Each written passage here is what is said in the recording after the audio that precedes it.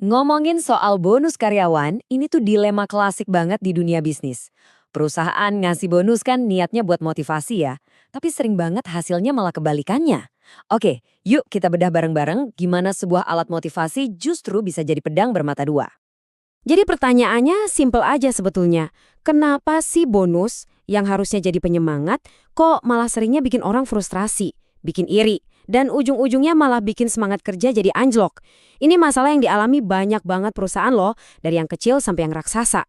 Sebenarnya sih alasan kenapa ada bonus yang sifatnya subjektif ini masuk akal banget.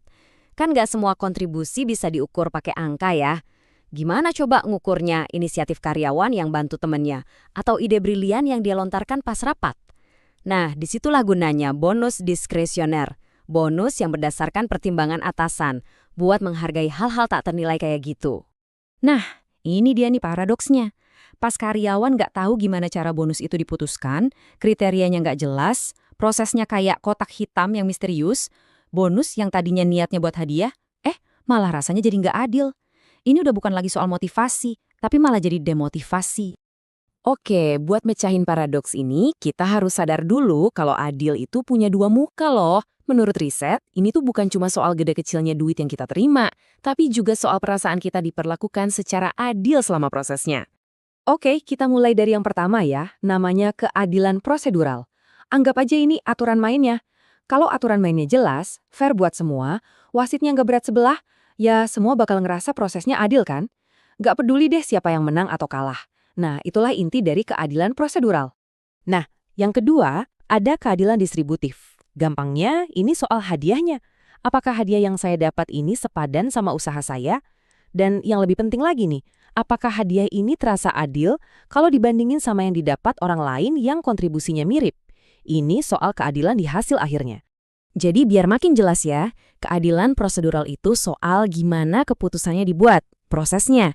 Sementara keadilan distributif itu soal apa, isi keputusannya, hasilnya. Dua-duanya ini penting banget, tapi seperti yang bakal kita lihat nanti, ternyata salah satunya jauh lebih nendang efeknya. Oke, kita nggak cuma ngomongin teori doang ya. Soalnya ada riset keren banget yang ngetes ide-ide ini langsung di dunia nyata.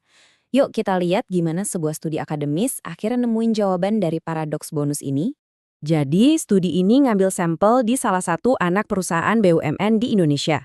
Mereka ngumpulin data dari 180 karyawan buat ngeliat hubungannya antara, yaitu tadi, bonus, proses yang adil, persepsi adil, dan yang paling penting, gimana dampaknya ke kinerja mereka.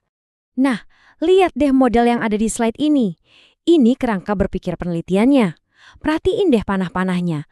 Mereka punya teori kalau bonus dan proses yang adil itu nggak langsung otomatis naikin kinerja.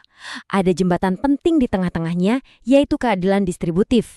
Inilah jembatan psikologisnya. Jadi, intinya gini, bonus yang gede atau proses yang bagus itu nggak akan efektif kalau nggak berhasil bikin karyawan ngerasa, wah, hasil yang gue dapat ini emang pantas dan adil. Nah, perasaan diperlakukan adil inilah yang jadi bensinnya buat naikin kinerja. Oke, teorinya cukup. Sekarang waktunya kita lihat buktinya. Jadi bener nggak sih data dari 180 karyawan itu ngebuktiin model tadi? Yuk kita lihat temuan para penelitinya. Ini nih kesimpulan utamanya, langsung dari risetnya. Jadi efektif atau enggaknya sebuah sistem bonus itu kuncinya bukan di seberapa gede bonusnya, tapi di persepsi karyawan tentang seberapa adil sistemnya. Ini dalam banget loh. Para peneliti ini lalu nguji semua hubungan di model mereka. Mereka lihat dampak langsung dari bonusnya, dari perasaan hasilnya adil, dan dari proses yang adil ke kinerja. Jawabannya mungkin bakal bikin kaget. Ternyata bukan bonusnya. Dan ini dia jawabannya. Faktor yang dampaknya paling gede ke kinerja karyawan itu bukan duit bonusnya, tapi persepsi tentang keadilan prosedural. Yup, prosesnya itu sendiri. Angka 0,633 ini paling tinggi dibandingin faktor-faktor lain yang diuji. Bagan ini nunjukinnya jelas banget. Lihat deh bedanya.